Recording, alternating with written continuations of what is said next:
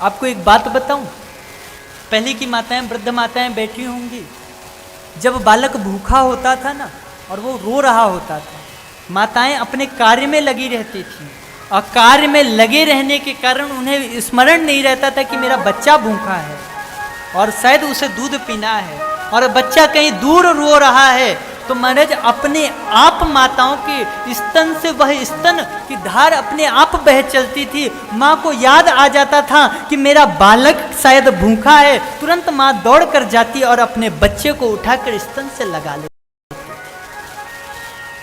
क्यों? क्योंकि वह ममता था, ममता थी माँ के अंदर।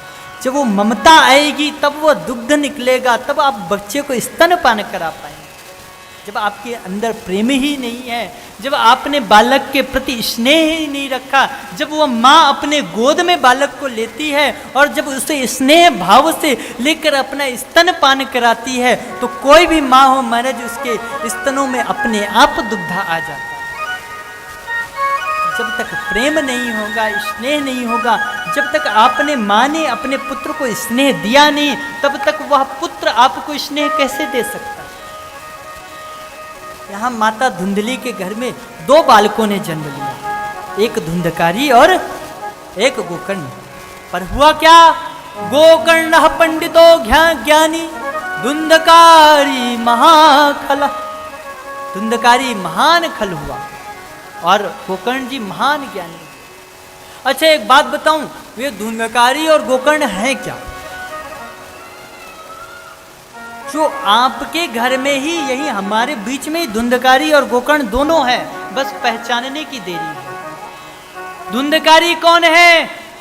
जो महाराज बात बात पे क्रोध करे, बिना मतलब झगड़ा करे, ताश पत्ते कंचे आदि खेलना शुरू कर दे। देखिए, जिस घर में एक बालक हो उस घर में माँ बाप का उत्तरदायित्व बढ़ जाता है। ये बात मैं हमेशा कहता हूं।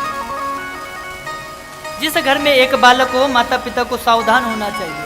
अगर बालक आपका कंचे गोली से खेलना शुरू कर दे, मान लो, समझ लो कि ये बिगड़ने की शुरुआत तो हो गई और धुंधली से यहीं पे गड़बड़ हो। शुरू में ताश पत्ते आदि खेलने लगा, माँ भी सोचती अरे बालक है, धीरे धीरे सुधर जाएगा। और बड़ा हुआ, थोड़ा पैसा लगाने लगा, माँ भी सोचती अरे तेरा ही तो है, एक ही तो है, कौन दूसरा कोई बेटा, तेरे ही ले जाओ। धीरे धीरे धन संपदा कम हुई, माँ से छीनने लगा। माँ ने 1-2 बार मना किया, अरे कैसे दे दूं। अब महाराज ताकत में ज्यादा हो गया, माँ से छीन के ले जाता। समय व्यतीत तो होता गया, धीरे धीरे वह इतना उग्र रूप ले लिया महाराज कि अब किसी की सुनता ही नहीं। आत्मदेव जी बैठकर रोने लगे। अरे संत की कही हुई बात याद आ गई।